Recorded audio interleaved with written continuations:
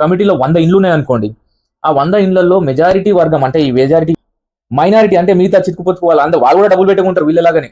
వీళ్ళది ఒక minority group ఒకటి ఉంటుంది ఆ కమ్యూనిటీలోనే.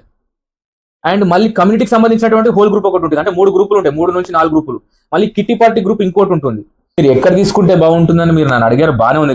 కానీ నా వ్యక్తిగత అభిప్రాయమే నేను మీకు చెప్పగలుగుతానండి. ఎందుకంటే మీరు ఎక్కడ తీసుకున్నా కానీ కూడా ఒకటి మాత్రం గుర్తుపెట్టుకోవాలండి. అది అన్ని విధాలుగా ఫీజిబుల్గా ఉందా, మనకు అన్ని విధాలుగా కమ్యూనిటీకి కానివ్వండి, లేకపోతే మన కనెక్టివిటీకి కానివ్వండి, అన్నిటికీ బాగుందా అనేది కూడా ఆలోచించుకోవాలి.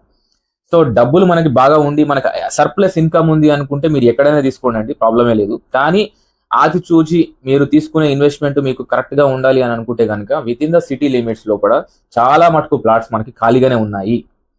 నా వ్యక్తిగత అభిప్రాయం మటుకు నేనైతే ఎందుకు ఈ విషయం నేను మీకు చెప్తున్నాను అంటే, ఇవాళ మీరు ఎక్కడ గేటెడ్ కమ్యూనిటీలో చూసుకోండి, ఎక్కడ ఒక కమ్యూనిటీ వైజ్ గా మీరు ఎక్కడికైనా వెళ్ళండి, అక్కడ ఏమైపోతుందంటే కొన్నప్పుడు బాగానే ఉంటుంది, అంత బాగానే ఉంటుంది. కానీ ఒకలాంటి ఒక కార్యవర్గం అనేది వాళ్ళకి ఒక కమిటీలో 100 ఇండ్లు ఉన్నాయనుకోండి. ఆ 100 ఇండ్లలో మెజారిటీ వర్గం అంటే ఈ మైనారిటీ అంటే మిగతా చిక్కుపోతుకు వాళ్ళు కూడా డబ్బులు పెట్టుకుంటారు వీళ్ళలాగానే. వీళ్ళది ఒక మైనారిటీ గ్రూప్ ఒకటి ఉంటుంది ఆ కమ్యూనిటీలోనే. అండ్ మళ్ళీ కమ్యూనిటీకి సంబంధించినటువంటి హోల్ గ్రూప్ ఒకటి ఉంటుంది. అంటే 3 గ్రూపులు ఉంటాయి. 3 నుంచి 4 గ్రూపులు. మళ్ళీ కిట్టి పార్టీ గ్రూప్ ఇంకోటి ఉంటుంది. సో ఈ ఇన్ని గ్రూప్స్ల మధ్యలో ఏమైపోతుందంటే మనకి ఇది విషయం ఎందుకు చెప్తున్నానంటే యాక్చువల్లీ మనకి ఇవన్నీ అవసరమా అనిపిస్తుంది ఒక్కొక్కసారి. సో మనం రేపు పొద్దున్న రీసేల్ చేయాలన్నా కానీ కూడా, లేకపోతే మళ్ళీ మనకి ఏదైనా కావాలన్నా కానీ కూడా మన యొక్క మాటని కానీ మన యొక్క కన్సిడరేషన్ అనేది ఉండదు అనేది నా వ్యక్తిగత అభిప్రాయం. చూస్తున్నటువంటి విషయాన్ని నేను మీకు చెప్తున్నాను. సో ఇలాంటి పరిస్థితులలో మనము మన ఇన్వెస్ట్మెంట్ సేఫ్ గా ఉండాలి అని అనుకుంటే కనుక ఆల్రెడీ ఎస్టాబ్లిష్డ్ అయినటువంటి కాలనీస్ ఉన్నాయండి. ఆ కాలనీస్లలో ప్లాట్స్ అనేటివి ఉన్నాయి. అక్కడ మీరు ఇన్వెస్ట్మెంట్ చేశారనుకోండి, మీకు నష్టపోరు. ఎందుకు నష్టపోరు అనేది నేను చెప్తాను మీకు.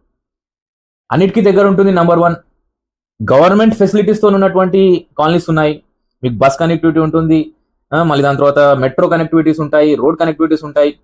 సో నేను చెప్పేది ఏంటంటే మీకు ఎక్సెసివ్ అమౌంట్ ఉంది, సర్ప్లస్ అమౌంట్స్ ఉన్నాయి. మీకు 4-5 చోట్ల ల్యాండ్ అమ్మే మాకు అమౌంట్ వచ్చింది, మేము బ్యాంక్ లో ఉన్నా, మాకు ఫుల్గా ఉన్నదంటే విషయం మీరు ఏమైనా చేసుకోండి, మాకు సంబంధం లేదు అనే విషయం నేను చెప్పగలుగుతాను.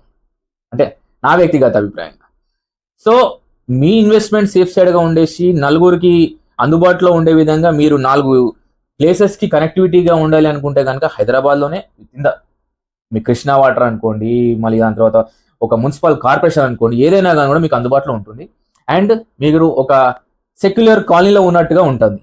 ఇవాళ లేటెస్ట్ గా డెవలప్ అయినటువంటి కమ్యూనిటీస్లలో నేను చెప్పినట్టుగా అలాంటి ప్రాబ్లం ప్రతి ఒక్కరు ఫేస్ చేస్తున్నారు.